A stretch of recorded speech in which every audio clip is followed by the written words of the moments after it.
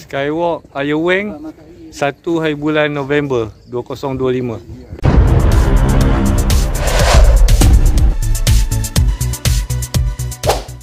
Okey, selamat pagi.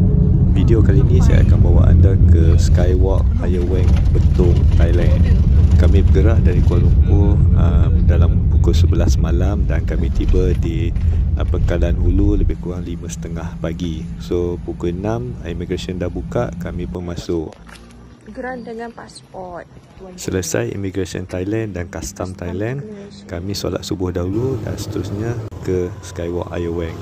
Dari parking ke menara kami naik servis motosikal. Assalamualaikum dan selamat pagi. Selamat datang ke channel YouTube saya. Hari ini saya berada di Skywalk Betung Skywalk Ayoweng Betung. Alright, kita tengok hari ini cuaca cantik. Kita dapat awan yang cantik. Alright. Siapa yang naik ke atas tu memang bertuah lah hari ni, dapat gambar cantik. Okey, kita nak naik ke menara kaca ni. Kita perlu beli tiket. Tiket masuk 200 baht dan cover kasut 60 baht. Okey, dah beli tiket dan shoe cover, baru kita boleh masuk lah dalam.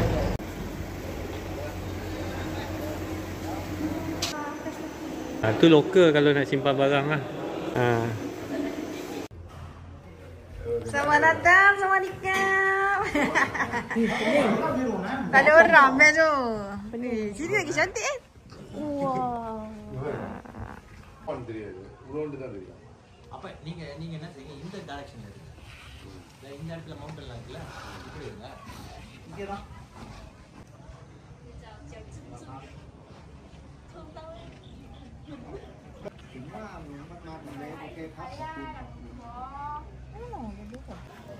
kat 6 kena atas sekali.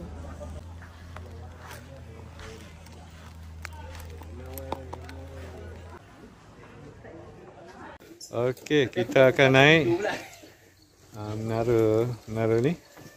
Menara ni percuma saja. So kita naik. Atas buah kan tak duit.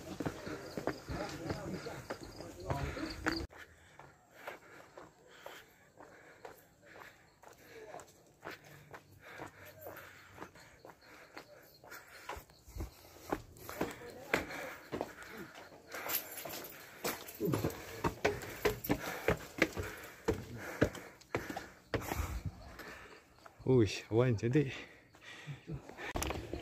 Okey, awan pagi ni memang cantik, terbaik ni.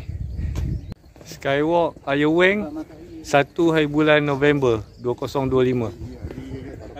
Awan yang cantik hari ni.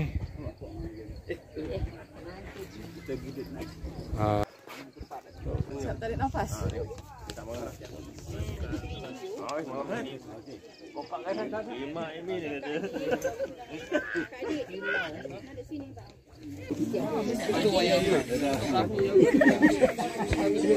So hari ni siapa yang naik menara kaca tu berbaloi lah, bayar 260 baht. Sebab awan dia cantik. Saya kat sini menara lama, masuk percuma je. Okey, inilah menara kaca Skywalk Ayoweng. Dia sampai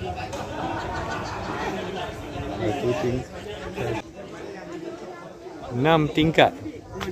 Okey, kita dah pergi menara kaca ni, and then kita dah naik menara yang original dia tu. Sekarang kita dah perjalanan turun lah. Okey, nak turun kita boleh naik motor ataupun kita naik tuk-tuk. Harga turun 20 baht.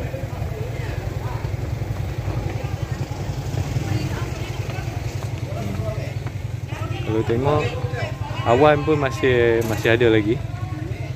So rezeki hari ni lah, awan cantik. Okay guys, itulah sikit sebanyak video saya dan kawan-kawan pergi ke Skywalk Ayoweng Betung, Thailand. Kalau anda suka video saya, jangan lupa subscribe, komen, like dan share. Bye, jumpa lagi.